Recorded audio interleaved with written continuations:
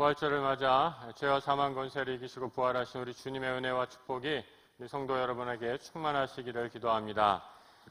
우리 주기도문 오늘 9번째 시간으로 나라와 권세와 영광이 아버지께라는 제목으로 함께 은혜 나누도록 하겠습니다. 9번, 약간 2달이 이제 넘었네요. 총 9번에 걸쳐서 주기도문의 한 구절씩을 다루었습니다.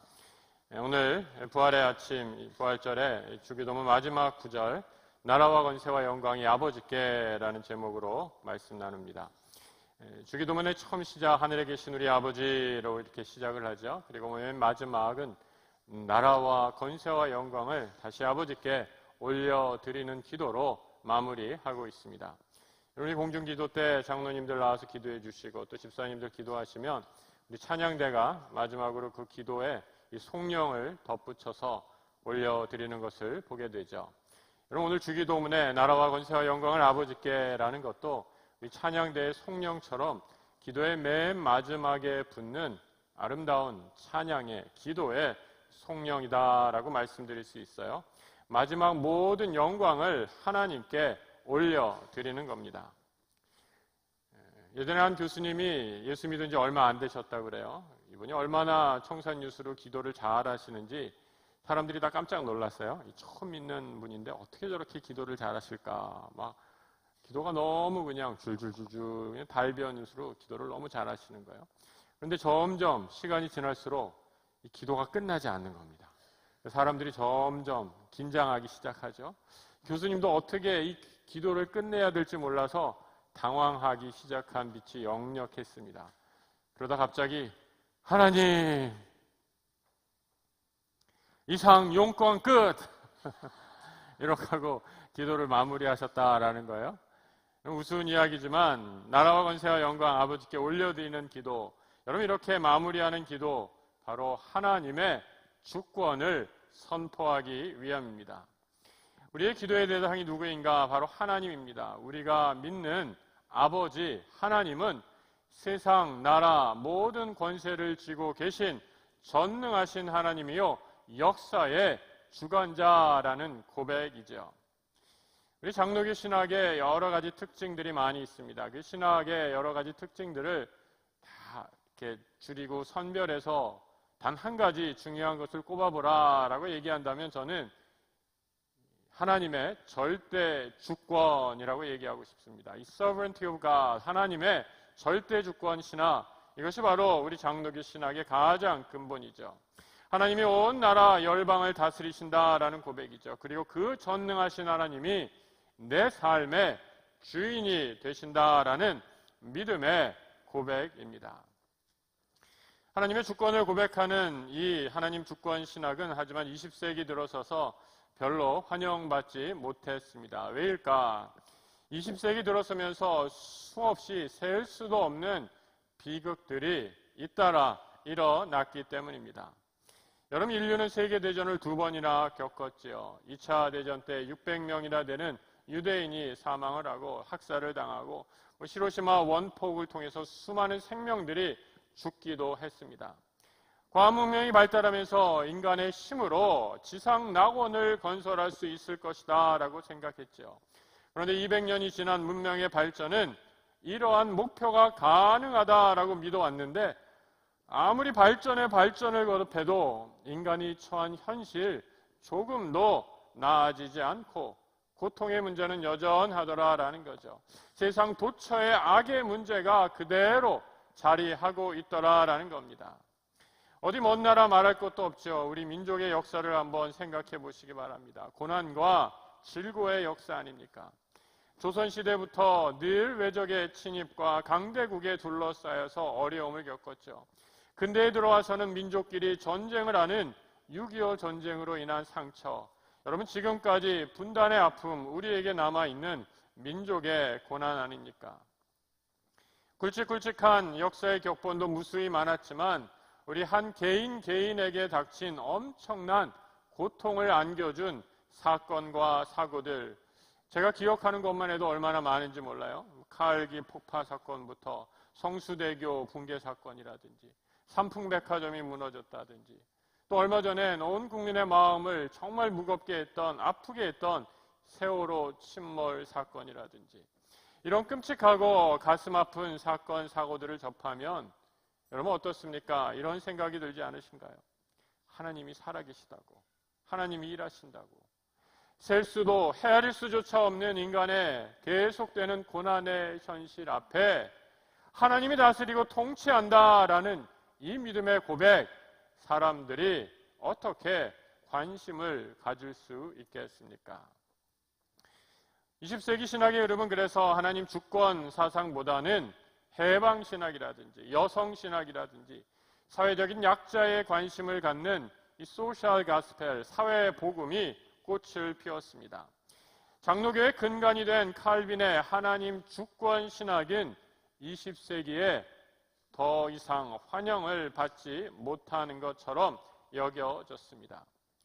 여러분, 신학이라는 학문은 사실 그 시대의 상황과 문화를 반영하게 되죠. 지난 세기에 인류에 거듭되는 고통, 고난의 문제, 사회 악과 구조적인 문제에 신학자들과 교회들이 많은 관심을 가졌다라는 말은 그만큼 우리가 살아가는 이 시대가 여러 가지 문제가 있음을 드러내는 증거이기도 합니다. 여러분, 그렇다면 하나님의 주권, 칼빈이 믿음의 고백, 더 이상 필요가 없는 것일까? 오늘처럼 문제 많고 얼룩진, 죄로 얼룩진 세상, 악으로 물든 세상에 하나님의 주권 포기해도 되는 것인가? 저는 절대로 그렇지 않다고 믿습니다. 오히려 이 시대야말로 더욱 필요한 것이 하나님의 주권을 고백하는 믿음이다 생각합니다. 왜냐하면 현실이 아무리 힘들고 어려워도 이 어두운 현실 가운데 역사하시고 일하시는 하나님이시기 때문이죠. 하나님의 주권을 철저히 믿는 것, 우리 신앙의 아주 중요한 출발입니다. 이것을 받아들이지 않으면 믿음의 기초가 흔들려 버리고 우리는 기도할 이유조차 잃어버리게 되죠. 오늘 우리가 살피는 구절, 예전에, 지금은 없어졌지만 예전 성경에는 대개 나라와 권세와 영광이 영원히 아버지께 있습니다 라고 이렇게 번역이 되었습니다. 이 헬라어의 호티라는 말, 대개라는 말의 번역 원어이지요. 호티라는 말의 뜻은 영어로 because라는 뜻이에요. 우리가 주님이 가르쳐 주시는 기도를 따라 이런저런 기도를 했습니다. 우리가 이런 많은 기도를 올린 이유, 왜냐하면 이렇게 이어지는 거죠. 우리가 이렇게 기도할 수 있는 이유, 왜냐하면 나라와 권세와 영광이 아버지께 있기 때문입니다 라고 그 아버지께 영광을 올려드리기 위해 우리가 이렇게 기도했다라는 겁니다. 의미가 더 확실하게 드러나는 것을 보게 되죠. 여러분, 지금까지 우리가 주기도문을 묵상하면서 지냈던 이 주제들, 주기도문의 주제들, 기도의 제목들이 무엇이었습니까? 한 6가지 정도로 정리할 수 있습니다. 먼저 우리가 하나님을, 하늘의 하나님을 아버지라고 부르는 권세를 주셨다라는 거죠. 우리는 기도할 때 세상에 알지 못하는 신을 찾고 부르짖는 것이 아니라 우리 하나님을 아버지라고 부르며 기도합니다. 거룩한 하나님의 이름은 우리 삶에서 하나님의 다스리심을 인정하는 것으로 드러난다라는 거죠. 이름이 거룩하게 한다라는 말의 의미, 하나님의 통치를 인정한 사람만이, 하나님이 내 삶을 다스린 사람만이 올려드릴 수 있는 기도다라고 말씀드렸습니다. 그래서 하나님의 주권을 말하는 것은 내 뜻을 이루는 것이 아니라 하나님의 뜻이 아버지의 뜻을 따라 이루는 삶을 가르친다라고 말씀드렸습니다. 또한 아버지 되시는 하나님은 우리에게 필요한 모든 일용할 양식을 공급해 주시는 분이다라는 것, 우리가 말씀을 통해 함께 나누었죠. 또 하나님이 우리의 죄를 용서해 주셨기에 우리도 이제 용서할 수 있는 용서의 삶을 살아갈 수 있다라고 말씀드렸고, 우리 지난주에는 하나님이 우리를 모든 유혹과 악으로부터 구해 주신다라고 함께 나누었습니다. 여러분, 우리가 주기도문의 이 큰 6가지 주제들을 지금까지 같이 묵상해 왔습니다. 우리가 주님이 가르쳐 주신 이 위대한 기도를 올려드릴 수 있는 이유, 바로 왜냐하면 나라와 권세와 영광이 바로 아버지께 있기 때문입니다. 나의 아버지가 세상 모든 나라와 권세의 영광을 쥐고 계신 분이십니다. 그 전능하신 하나님이시기에 우리가 그 아버지께 담대히 기도하는 것입니다. 다윗은 어떠한 고통과 어려움 속에서도 하나님의 주권을 찬양하고 그 주권을 놓치지 않았습니다. 좀 잘 되면 하나님을 찬양했다가 어려운 일이 생기면 하나님을 놓쳐버리고 저버리는 그런 믿음의 사람이 아니었죠. 다윗은 하나님에 대한 절대 주권, 어떠한 환경과 처지에서도 하나님이 내 삶을 다스린다라고 말하며 하나님을 아버지로 고백합니다. 시편 103편 13절 이하의 말씀, 우리 한번 같이 한번 읽어보겠습니다. 아버지가 여호와께서는 자기들 경외하는 자를 긍휼히 여기시나니 이는 그가 우리의 체질을 아시며 우리가 단지 먼지뿐이심을 기억하심이로다. 내 삶의 형편을 아시는 하나님, 나보다 나를 더 잘 아시는 하나님, 우리의 체질까지도 아시는 하나님께서 나와 함께 하심을 고백하고 있는 것이죠. 이것이 하나님의 주권을 인정하는 하나님 자녀의 믿음의 고백입니다. 여러분, 시편은 수많은 하나님의 통치, 하나님의 다스리심을 고백하는 사람들의 노래로 넘쳐납니다. 시편 121편은 예배 드리며 예배자가 드리는 찬양의 노래이죠. 오늘처럼 오늘 부활절 예배에 나오시는 분들, 여러분 시편의 그 옛날 사람들 바로 이런 노래를 부르면서 성전을 향하여 올라갔다라는 거죠. 하나님의 절대 주권, 하나님이 내 삶을 다스리심을 믿습니다라고 찬양하며 시편 121편 3절 4절을 이렇게 노래하며 나아갑니다. 함께 읽어봅니다. 여호와께서 너를 지키시는 이가 졸지 아니하시리로다. 이스라엘을 지키시는 이는 졸지도 아니하시고 주무시지도 아니하시리로다. 우리는 예배 시간에 와서 그렇게 많이 졸아도 여러분, 우리 하나님은 절대로 졸지도 주무시지도 않는 우리 하나님이심을 여러분 믿음의 백성들은 고백하는 것입니다.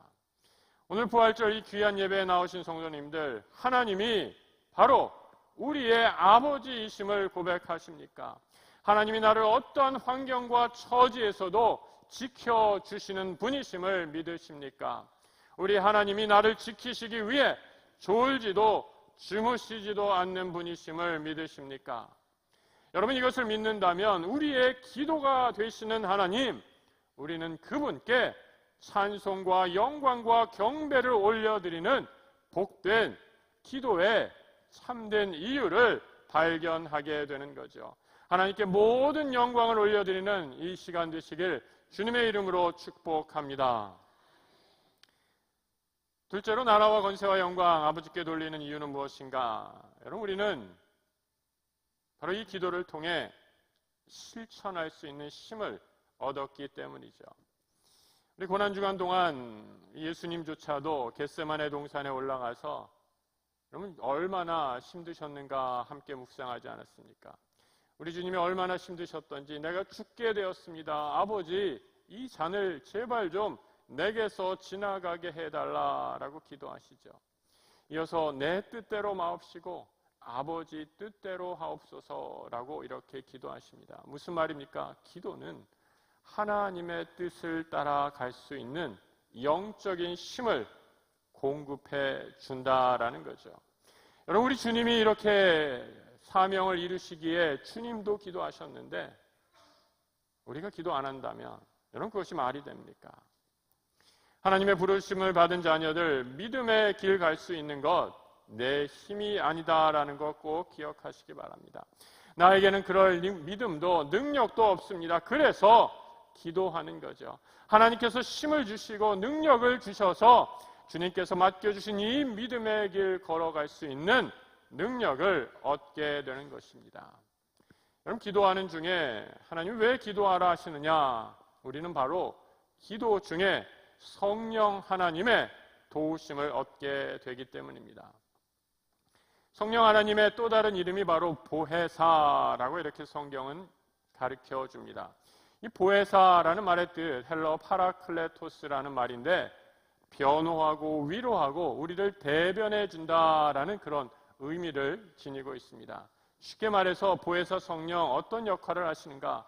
우리의 삶의 모든 필요를 채워주시고 늘 우리와 함께 하셔서 우리를 도와주시는 분이 바로 성령 하나님이시다라는 거죠.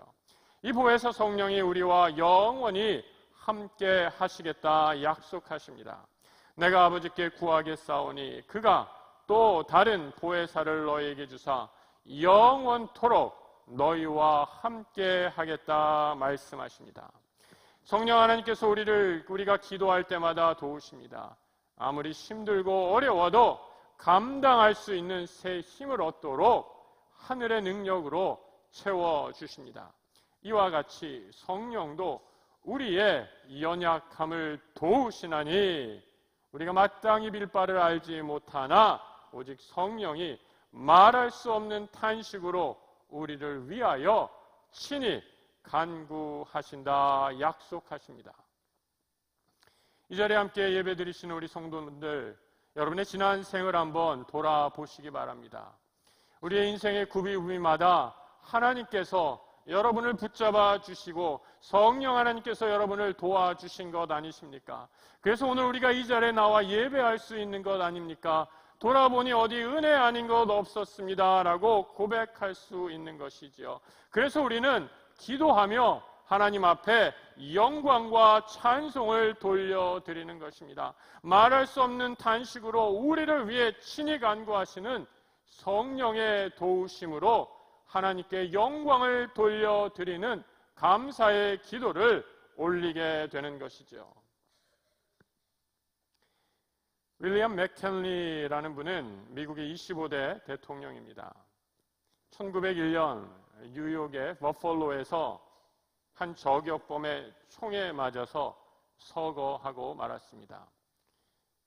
미국의 대통령이 총에 맞아 병원으로 후송될 때 이분은 맥켄리 대통령은 의사 좀 찾아주세요, 도와주세요 이렇게 얘기한 것이 아니라 그의 입으로 조용히 하늘에 계신 우리 아버지, 이 주기도문을 읊조리고 있었다라고 이렇게 전해집니다. 마지막 순간에 이 주기도문을 외웠다라는 거죠. 맥켄리 대통령은 평생을 신실한 그리스도인으로 살았습니다. 재임 중에 가장 골치 아팠던 문제는 1898년 필리핀을 놓고 벌어진 미국과 스페인과의 전쟁이었습니다.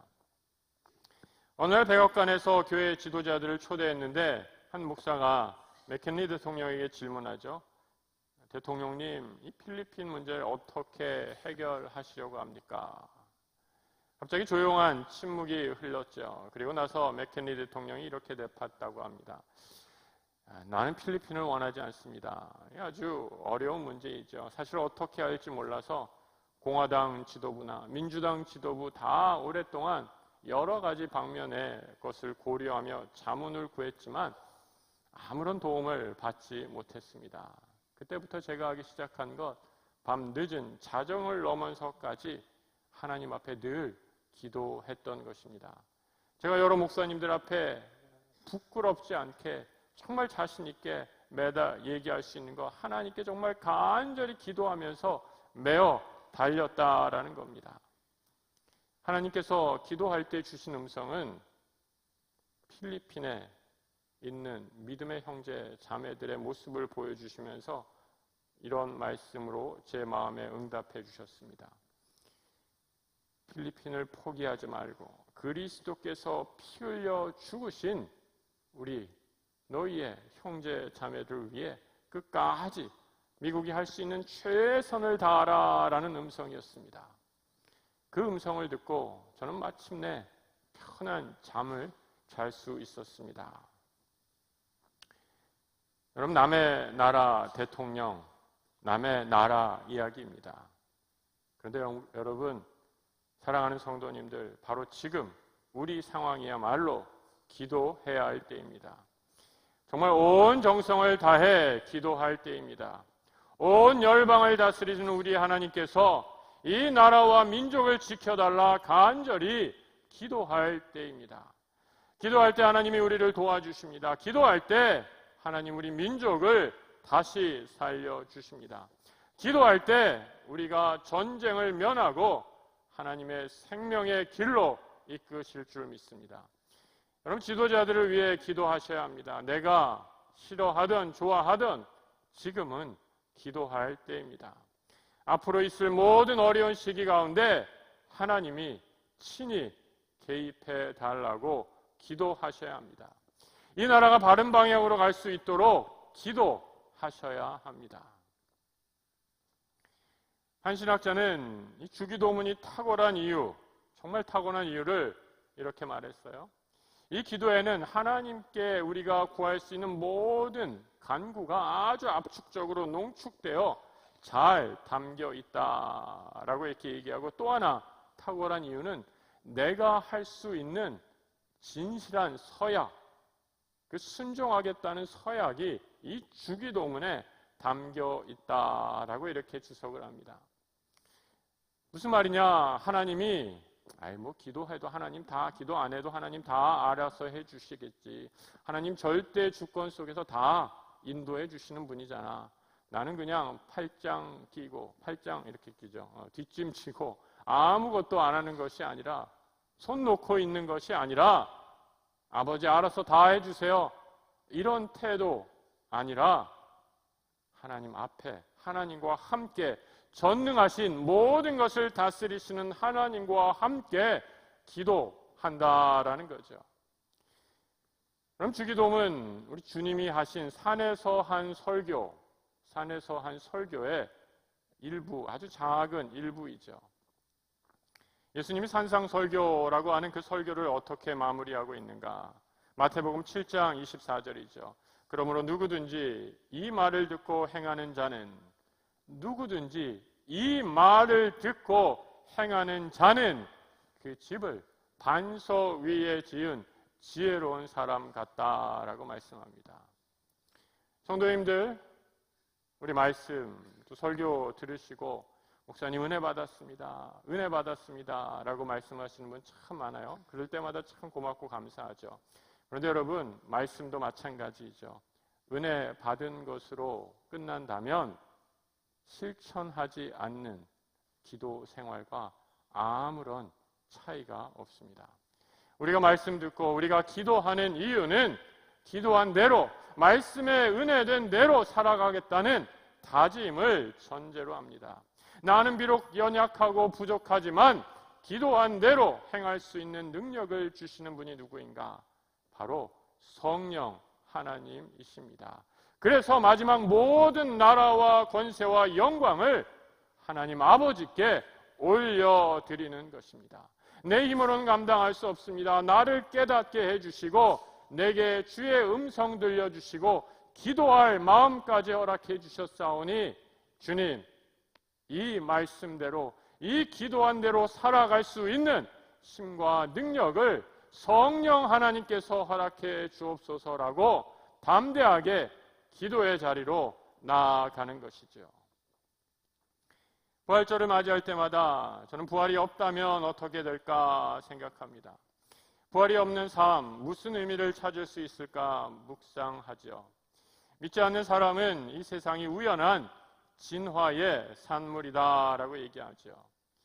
수백만 년 전에, 우리가 상상할 수도 없는 그 오랜 전에 바닷속을 살았던 한 물고기가 양서류가 되고 물 밖으로 나와 인간으로까지 진화했다라고 이렇게 말합니다.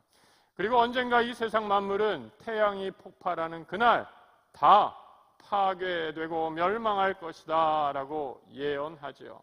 다 없어져 버릴 것이기에 아무 의미도 어떠한 노력도 부질 없다라고 얘기합니다. 여러분, 그래서 제겐 부활만큼 소중한 것이 없습니다. 예수의 부활은 이런 회의적이고 비관적인 세상, 악이 지배하는 세상 가운데 이 세상을 다스리시는 분이 여호와 하나님, 절대 주권자임을 보여주기 때문이죠. 예수의 부활은 악이 승리할 수 없음을 온 천하에 선포하신 사건입니다. 세상의 모든 불의와 고통, 상처와 다툼이 이제 정의와 치유와 사랑으로 회복될 것이라는 빈 무덤을 생명으로 바꾸어 놓으신 하나님의 전능하신 절대 주권의 역사입니다. 이것이 부활절을 맞이하는 하나님께서 우리에게 주신 부활의 메시지입니다. 오늘 부활의 참 기쁨에 참여하신 성도 여러분, 나라와 권세와 영광을 아버지께 올려드림으로 부활의 참된 기쁨에 참여하는 우리 모든 성도들 되시길 주님의 이름으로 축복합니다.